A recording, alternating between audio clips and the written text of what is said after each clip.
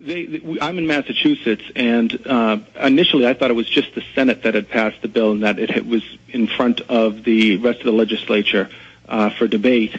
But I found out per the meeting that I was at when they kind of stood down, but they were in the stages of really ramping up, that the bill was on the governor's desk just waiting for his signature for basically martial law powers that our local Department of Health department head would be able to declare martial law, and it's all for health. You know, if there's somebody in there that is refusing treatment and hasn't shown up to school, they may have to kick the doors in to go save us all. You know, well, we know what these laws and these powers that are being passed are really set up for, and I'm sure that will remain on his desk for future use when they're ready to move forward. I can confirm that they openly talk about martial law in these local meetings. The second side of that, though, is people shouldn't be afraid of this stuff. They should get mad and get active because the budget cuts we're all dealing with this economy. The local forces are a real paper tiger to begin with. If they ever came to round up guns and things, they'd be asking an awful lot. These folks are overstretched dealing with their legitimate duties and tasks. And also, the most local law enforcement will come over to our side. You go to an Oath Keepers meeting, and people are waking up in our law enforcement and the military. They know what's going on, and they're really on our side. They have to keep their job, keep their pension, keep their families going. Like all of us, we're running along as if everything's normal while the wheels are still on the wagon, but we know the bolts have been removed, and it's not going to go on like that forever. So take action, get active, and we can swing this thing around. Be positive, be not afraid, be outspoken. The large numbers, we're in the majority. Don't let them fool you into thinking you're out there by yourself. Do simple things. If you're not the type to stand up at a meeting and speak, 7 million people applied for background checks, meaning they were applying to buy new guns since Obama took office. I don't know where everyone else is. Why isn't there 20 million new applications? They hear that as a vote in Washington, D.C., and people can just grow a garden and show that they're being independent, show that you're awake. And if you can't talk at a public meeting, you can talk to your friends and families. Get the Obama reception, get it out there. I did that for Easter get-togethers. I'm a converted former liberal Democrat. Big government's not being used to help each other and help our fellow citizens anymore. No, it's not used to be empowering. It's used to enslave, and I couldn't agree with you more, and I love the fact that you're showing this at Easter dinner, because I always tell people, hey, the family's around. This is the perfect time to throw in a DVD that matters to try to wake up the ones that you care about the most. I thank you for the call, Kevin. And really, Mark, this guy is speaking to what we can do as individuals, and you've had a huge success on YouTube and your actions. What's in the future for Mark Dice? Well, I just want to continue down the path, and I also want to encourage other people to do what I do, because I showed everybody how easy it was to call into these talk shows. And like I was talking about before the other break, when I first started doing this, and if you're first new to this kind of material, you start wondering, you might look up to Sean Hannity and Glenn Beck, and you start thinking, man, maybe the Illuminati and the Bilderberg Group, the Bohemian Grove are so secret that these guys just don't know about it. So that was a possibility. And I've now completely debunked that just by calling into them and addressing these issues, even in a moderate way, and showing that not only do they know about it, but they won't talk about it, they ridicule me, and even your more supposed independent hosts like Michael Savage. You can find a clip on YouTube of me calling him, asking him about the Bilderberg Group, and he doesn't want to talk about it, doesn't think it's important. And when I really got into calling into these shows years ago, I would be on hold to call in, and I would hear somebody else before me hammer Sean Hannity or Michael Savage about a similar issue. And by doing that, you're speaking to millions of people who can then just go and Google the Bilderberg Group, the Bohemian Grove, and that's what we need to do. We need to expose these people. I have some publicity campaigns that I'm trying to get out to, again, get into the mainstream press. People may know that I've had some fairly good success. What's called culture jamming is using the mainstream media against itself to get out our message. And so I have some ideas that I've been trying to do to continue down that path.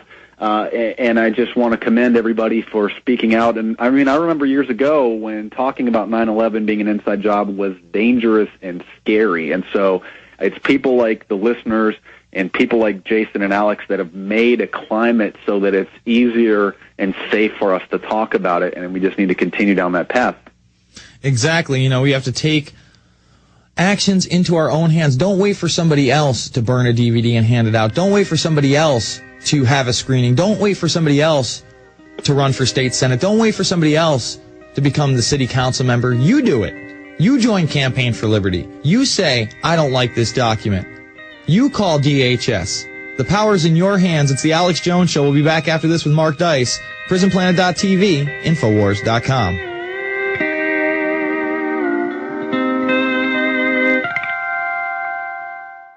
The good old folks at New Silver Solution. And the website is supernaturalsilver.com. Supernaturalsilver.com. This is something that kills bacteria, viruses, you name it, well documented. They've got it down to a super small nano-sized particle. Supernaturalsilver.com. Check them out at Infowars.com. Supernaturalsilver.com. All right, back to Mark Dice. Mark, did you see that story, by the way, of this college student basically saving the lives of all of his friends at a birthday party? I just heard about it on the show, and I think it's fantastic. And even Jesus was a pro-Second Amendment. He says in the Bible to sell some of your clothes and buy a sword. And so I think that's awesome. I'm just wondering if they're going to bring any charges against him if he didn't. I didn't catch if he had a concealed permit, but yeah, I'm not sure if that gun was even licensed. But the bottom line is we have a Second Amendment for a reason. It's not only for incidents like that, but it's against a tyrannical government, and that's why they're really trying to demonize gun owners in these latest DHS documents. Look, I've heard statistics. I think it's for every one crime that's committed with a gun prevents 6 or 8 crimes. And the gun advocates will point out very sad instances of children finding guns, and that's not because of the gun. That's because of the irresponsible parents. And if we're going to put things into perspective, like the big panic of the swine flu, if you really look at it, every single day, over 1,000 people a day die from cigarettes. So, and we were having a global panic just about a couple people coming down sick with this flu, which kills almost 40,000 people a year. When cigarettes kill over 1,000 people every day, and so I think that. I would urge everybody to go out and get a gun. If you can get a concealed carry permit, that's fantastic. Just learn the rules, learn how to handle a gun, go and take a gun safety course so that you become familiar with the laws and with how to handle one properly. You brought up Michael Savage and his unwillingness to talk about the Bilderberg Group. What's your take on the fact that he's been banned from the UK along with 9 other public names, Fred Phelps being one of them, and then, actual Aryan white supremacist people. But then they also have 6 names that they're not listing. What is your take on this? I think it's pretty sad because I don't think Michael Savage has advocated any sort of violence. I guess I have heard him make a couple references that we should turn the Middle East into a parking lot and nuke it, which is completely the wrong attitude and very irresponsible for him to say. But I don't think that he is necessarily urging violence, and it's very bizarre to have him added to this list of really terrorists and dangerous radicals. I think that maybe whoever it was that put him on that list just had a personal vendetta against him, possibly for maybe their sexual orientation or some other instance that Michael Savage has mentioned that really struck a personal chord with them. But I think it's dangerous. When I first heard about it, I thought his show was banned. I thought, they're just saying he's not going to be played on the airwaves. But then when I read the article, it said that he personally is not allowed to go there. I don't know what's worse, though, because at first I thought that same thing. So they can still listen to him, but he can't go to the country. I almost think it's worse if they ban the radio show. But banning him personally. Are they going to ban you because of a post that you put on your MySpace page or on your website? Well, according to the Cyberbullying Act, if that gets through, this isn't even the Cybersecurity Act. Have you seen this Cyberbullying Act yet? I've heard bits of it, and it's very scary. Oh, my God. Well, let me just read you a section in the final moments here with Mark Dice. MarkDice.com is the website. Electronic communications provide anonymity to the perpetrator and the potential for widespread public distribution, potentially making them severely dangerous and cruel to youth. What about this Twitter where people actually believed that the swine flu had mutated into a zombie-like virus. That speaks to the ignorance of people, not to us being cruel to the youth, but they will use anything they can to try to restrict the internet, because that is where the alternative media and the patriot community, the pro-Constitution and Bill of Rights people, are having the greatest effect, Mark. Look, when I first heard Alex report the Mayak report, I actually thought that he was taken in by a hoax. I thought, there's no way that this could be true. I thought somebody printed the document, and sure enough, I should have given Alex and you guys more credit. You checked the sources. It's legitimate. They're really ramping up the propaganda against us, and we just need to keep it up in turn, getting out the word. That's right. We need to return the force even greater than what they're pushing against us. Mark Dice, author of The Illuminati, Facts and Fiction. We'll be back.